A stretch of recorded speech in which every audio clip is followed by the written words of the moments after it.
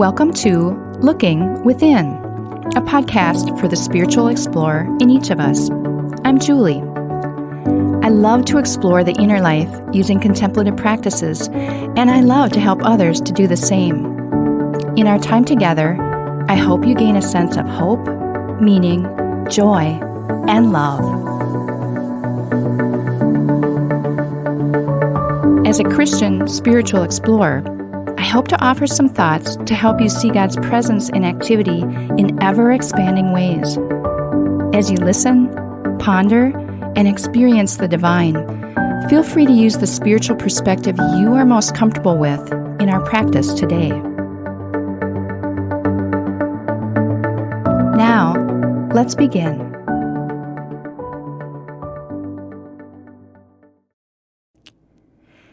Welcome to your Looking Within Wednesday bonus episode. As we continue our journey through our Lent experience, this is a follow-on to our continuing conversation this week about our experiences of brokenness. As I write this episode, I'm recalling a 6-month period of time in my life about 32 years ago when I was 26 years old that dramatically changed my perspective of brokenness. I had enjoyed a fairly idyllic childhood and youth, came out of college as a nurse, and had a good first 3 years as a hospital staff nurse. I had become a member of Gloria Dei, the church I work at, right out of college. And thankfully, during that same summer, a very active young adults group formed at church. Because of this group, I kept happily busy with social engagements and enjoyed journeying alongside the other group members as we served and worshiped at church together. I even dated a man in this group who would be my future husband down the road. Life was good, busy, and very fun. Then I decided to go to graduate school to become a nurse practitioner and chose a university some hours away from here. After I moved, my engagement with people came to a screeching halt. I went into withdrawal, having previously had so much fun and enlivening time with others, and now hardly any. I didn't know a soul in my new city. Almost all of my fellow grad students were married, and I was single. Our classes met infrequently compared to undergraduate class schedules, and I had no church or other connections in my life yet. For the first time in my life, I was profoundly depressed. I had some weird health issues pop up as well, so I was anxious about those too. My parents, who lived some hours away, and my friends from the singles group were very supportive through phone calls and a few visits. But I was extremely, extremely lonely. Some evenings I would walk out of my apartment and out into the halls and just walk and wander, missing my old life, missing the good friends and frequent activities and people time that had been a part of my former life. Each passing week brought more of the same. I wondered if I really wanted to go on like this. I was never suicidal, but I understood a bit better how low someone can feel, and that putting an end to the inner pain is an idea that can run through your mind. After about 6 months, I did get to know classmates, began building a new life and routines, and found a church that I became active in, so my loneliness eased. I'm sure there are far greater struggles that one can encounter in life, but it was my first experience of feeling deep and more prolonged inner pain. That 6 months was pivotal for me. I wish I would have had the inner resources that I do now, 32 years later. I have done more reading and processing, and I've had wonderful advisors, mentors, and a larger catalog of life lessons now that would have helped me back then. But what did happen was that my heart was cracked open. I'd always been a fairly kind person, able to sympathize with someone who was struggling with something. But my ability to empathize with another was suddenly enlarged after those 6 months in my new city and life. Though another's path or circumstances might be different than mine had been, if they were suffering in some way with deep inner pain, I could better understand that now. I could at least begin to better understand a sense of being broken, with the pieces of your life strewn about at your feet on the floor in front of you. Again, there are far worse things that one can go through than what I've described for me. But for me, that was an important and, looking back, instructive time about a human being's brokenness and struggle. During our quiet moments today, I'd invite you to look back at some time in your life when you struggled, when you felt a brokenness in your journey. Perhaps there's something going on right now for you that fits this description. It's often easier to look back at some time of struggle or challenge in order to find the meaning or the lesson, or the ability to actually be grateful for a tough time that we faced and lived through. If I could wind the clock back 32 years, I'd be able to trust more that this too shall pass. I could have noticed the lesson I was learning about having actual empathy for someone struggling through some deep inner pain. I would have noticed how God had moved in close to me in the midst of my depression and loneliness. I did actually notice the people that God brought alongside me to look into and help me work with my mind and body health issues, or the very good friends that I eventually made. There was much that I learned about myself, about God, about life. And there's much I've learned since then that I can spot as I look back at that period of time for me. For the next 3 minutes, recall a time for you that was, or is, one of the toughest you've experienced. What lessons were there for you? What strength did you gain? What did you learn about yourself, God, and life as God engineered certain people to cross your path? Then just release this all to love, to the divine. The experience, past or present, is now out of your hands.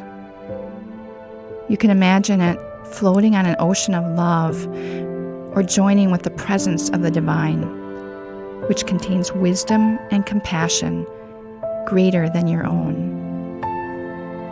I'll be back with you in about 3 minutes.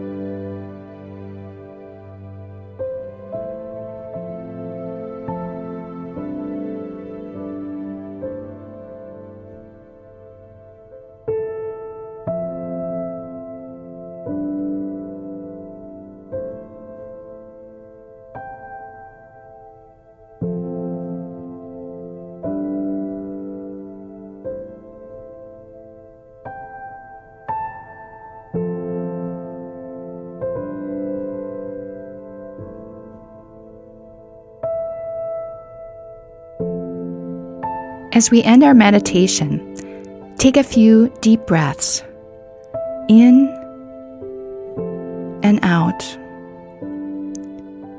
In and out. You are the beloved, the chosen one of God, blessed, broken, and given to the world around you.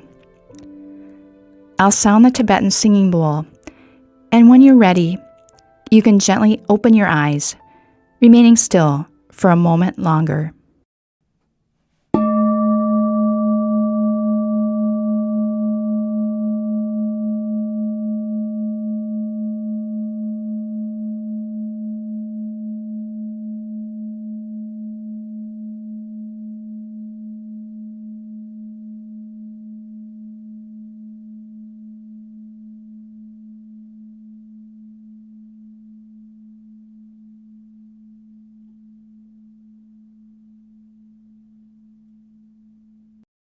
I hope it's been helpful to examine some of your journey that's been the most challenging and painful, and then to release those challenges to love, to God. Naming something is powerful. Accepting and embracing our experiences that we maybe tried to keep at bay can bring us some serenity in the midst of upsetting or confusing circumstances. There's a verse in the Bible, 2 Corinthians 4:7, which says that we now have this light shining in our hearts, but we ourselves are like fragile clay jars containing this great treasure. This makes it clear that our great power is from God, not from ourselves. End quote. It's so helpful to know that we're not traveling alone. God is especially present in our times of brokenness. Thanks for joining me for this bonus episode of Looking Within. I hope you'll join me again on Friday as we conclude the week together.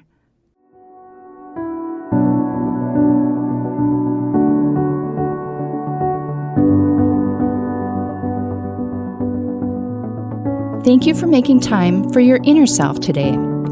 Whatever you've discovered and experienced, carry that with you in the coming days.